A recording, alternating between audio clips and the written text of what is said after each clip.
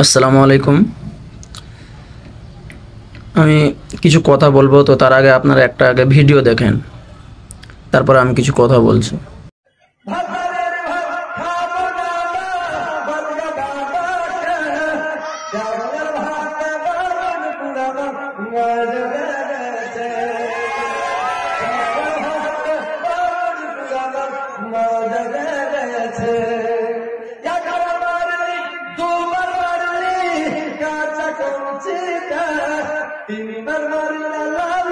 আজকে কিছু কথা বলবো কমিটির, যে জালসার কমিটির লোক আছে তাদের উদ্দেশ্যে, যে তারা এই সব মৌলবীদের যে জালসাতে নিয়ে আসে, তারা কি গাঁজা খেয়ে নিয়ে আসে নাকি তারা কি বুঝে নিয়ে আসে, সেটাই আমি বুঝতে পারি না।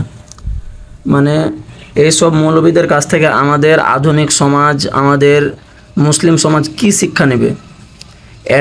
এতটুকুও কি মূল্যবোধ নেই আমাদের কমিটির লোকেদের মধ্যে, যে কি বলছে তাকে নিয়ে এসে জালসার জন্য যে কিছু মূল্যবান হাদিস শোনাবে, এমন কিছু কথা বলবে যাতে আমাদের মুসলিম সমাজের যুবকরা, ভাই বোনেরা যাতে প্রভাবিত হয়ে এগিয়ে যায়, উন্নত করে।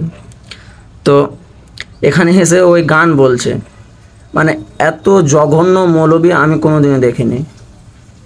এত নিচু মানের মৌলবী এসে পারফর্ম করছে জালসাতে। আবার দেখছি যে তার জালসাতে যে স্টেজের সামনে যে লোকগুলো বসে আছে তারাও কত বোকা।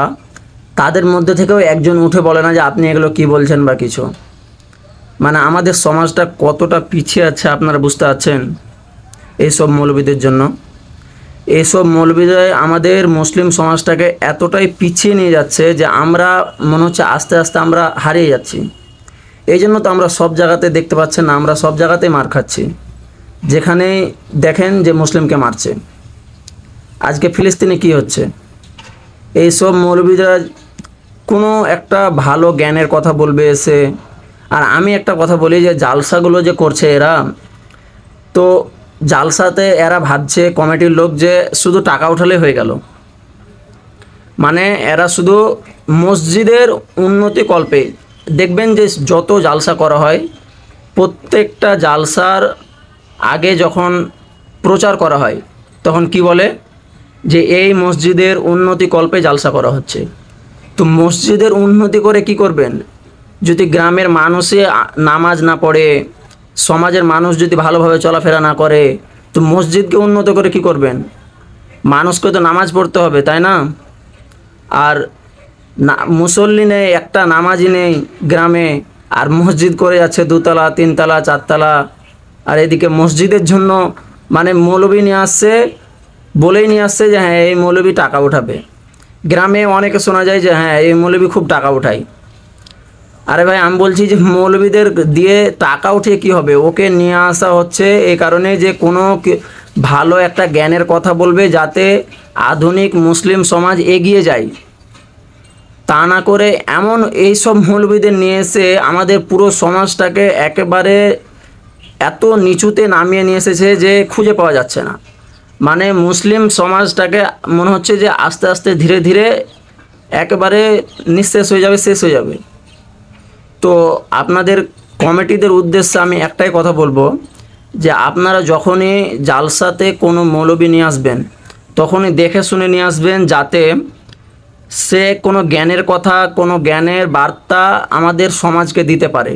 আর সে থেকে যাতে আমরা তার কথা থেকে যাতে আমরা প্রভাবিত হয়ে এগিয়ে যেতে পারি, আমাদের সমাজকে আরও উন্নত করতে পারি।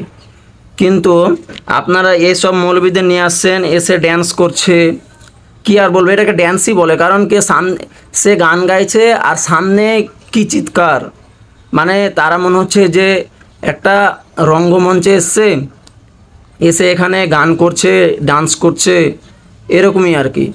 মানে কোনো একটা যে এটা যে একটা জালসা, মানে ইসলামিক যে আলোচনা চলবে, এখানে ইসলামিক কোনো আলোচনা হয় না এসব মৌলবীদের নিয়ে এসে। তো আমি বলবো যে এইসব মৌলবীদের বয়কট করুন। এবং আমি এই ভিডিওটা এই কারণে বানালাম যে সামনে জালসার সিজন আসছে, তো আপনারা সব সময় দেখে শুনে মৌলবী চুজ করবেন এবং নিয়ে আসবেন, যাতে জ্ঞানের আলো চারিদিকে ছড়িয়ে দিতে পারে, আমাদের মুসলিম সমাজকে এগিয়ে নিয়ে যেতে পারে। কারণ সামনে যে অবস্থা, যে সময়কাল আসছে, তাতে মনে হয় না যে আমরা আর বেশি দিন আছি। কারণ এই সব মৌলবীদের যদি নিয়ে আসি তাহলে এরকমই হাল হবে, বুঝতে পারছেন তো, সব জায়গাতেই মার খেতে হবে। আপনি নইলে এখন দেখেন যে আমাদের মুসলিমদের মধ্যে ততটা জ্ঞানের আলো নাই। আর আমি এটাও বলতে চাইবো যে যে কোনো সময় এমন মৌলবীদের নিয়ে আসবেন যারা টাকার থেকে জ্ঞানটাকে বেশি মূল্য দেয়। কারণ আপনার মসজিদকে বড় করে, মসজিদকে উঁচু দোতলা তিনতলা করে কোনো লাভ নেই যদি নামাজ না পড়ে, গ্রামের ছেলেপিলে যদি উন্নতি না করতে পারে কোনো কিছুতে, নিজের যদি ক্যারেক্টারকে ভালো করতে না পারে তাদের কথা দিয়ে, তাহলে কোনো লাভ নেই এসব মৌলবীদের নিয়ে এসে। তার থেকে ভালো জালসা না করাই ভালো।